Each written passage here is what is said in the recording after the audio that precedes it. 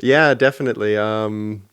Stole that, as you might have realized from, I believe it's Simon and Garfunkel, both of them together. But I've heard other folk people say I'm the only living boy in Omaha, etc. And I don't know. The original song is a sense of like loneliness when your friend has left you. And I just moved to Ottawa in 2022. That's when I really started learning how to play guitar and everything. And as I was putting these songs together, I realized that there's a lot of like just personal, not bad loneliness, but solitude that I experienced when I first came here. And I just kind of wanted to reflect that in this batch of songs.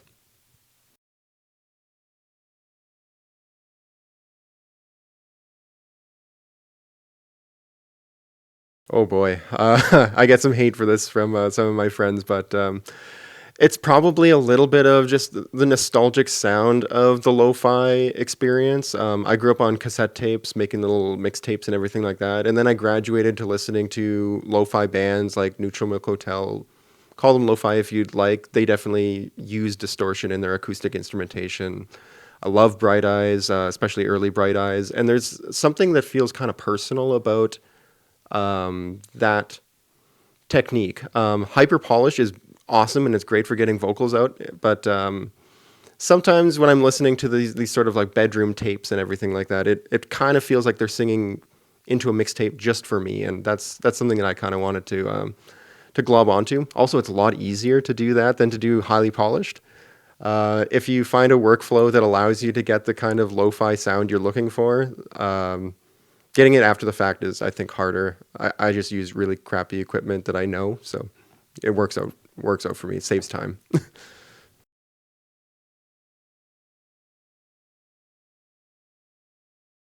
Oh yeah, it's I'm still wrestling with this sort of idea.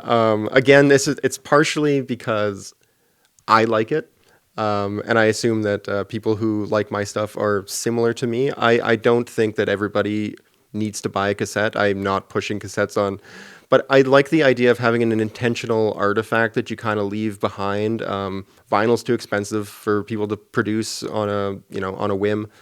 CDs are probably a good way to go. I didn't really consider CDs, but the cassette is such a low barrier to entry that if somebody does like you, even if they don't have a cassette player, it comes with a download code, and it's just a little piece of ephemera that says that I put effort into something.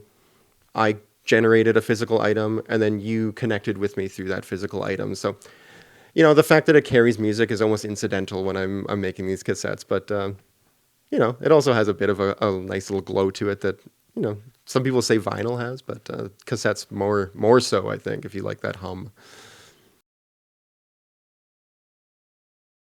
Absolutely. I was checking my, I guess, downward mirror. I didn't really nod off or anything like that. It was very, very quick, but I did notice that I was coming towards an exit. I don't know if they noticed or anything like that. Apparently not, or they just are doing really bad at their job or something like that. But it was brief. But I also fell asleep during driver's ed training. It was a class of one.